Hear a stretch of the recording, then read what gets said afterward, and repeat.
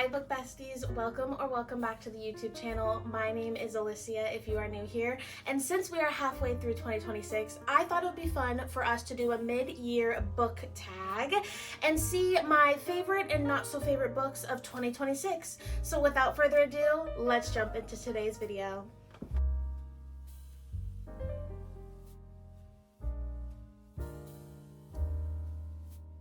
The first question is the best book you have read in 2026 so far, and that for sure would have to be Slapshot by Chelsea Curto. I read that on my Kindle, but it is the third book in the DC Stars, and I gave this book 5 stars. I fell in love with the characters, I fell in love with the story, and I am just a Hudson Hayes girly, okay? Okay. The next question is the worst book you have read in 2026 so far, and last night I took a look at my Fable to see and determine what that book was, and that book was Slinger by Schneider.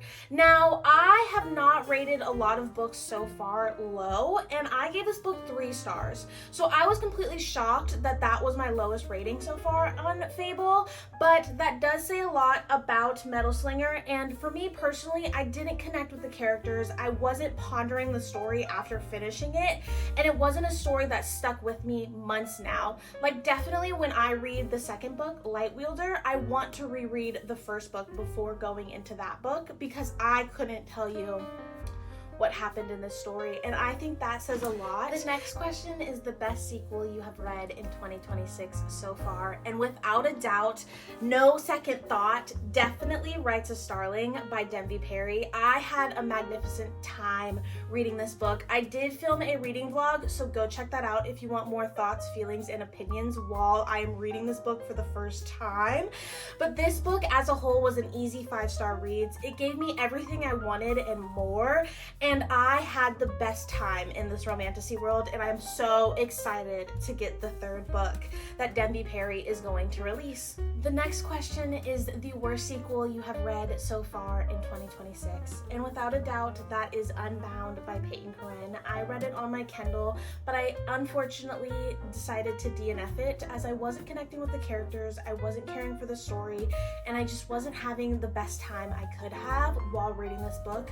So I did soft DNF this book, but I hope to continue it and I hope to finish the story because I love the series as a whole. The next question is a new release that you have not read yet but very excited to. And that definitely is Furybound by Sable Sorensen. As you guys know, I recently read Direbound and I was completely hooked with the story. I could not stop raving and ranting. So when I found out that this book was going to get released in 2026, I was so excited. I don't know why I haven't started this book, but I definitely want to. It is on my summer TBR, so I definitely will be reading this in the next couple months. The next question is the biggest surprise so far in 2026, and that for sure would have to be The Wolf King and the Night Prince by Palphreyman. I went into this series with very low expectations as it was recommended to me through TikTok, and then I ended up loving this series. I wanted more, I needed more, and I had so many more questions. I was pondering these books for a very long time after finishing it, and I'm so excited to pick up The Wolf Queen when Lauren drops that book, hopefully in 2026, but it might be 2027. The next question is your favorite new author, and I recently read Hollow by the Twisted Sisters, Carolyn Peckham and Susanne Valenti, and I had the best time. I am so excited to continue reading that series, first of all, but also I want to consume every single book they have written so far. Like, I want to read Zodiac Academy because I love their writing, I love the banter, and I love the tension that they create between their characters. I am actually obsessed with them, and I get why Zodiac Academy is so hyped. But I think Hollow was a very good introduction to them as a writer and as authors. The next question is a book or books that made you happy. And for sure, without a doubt, that would have to be Percy Jackson in the Olympians series.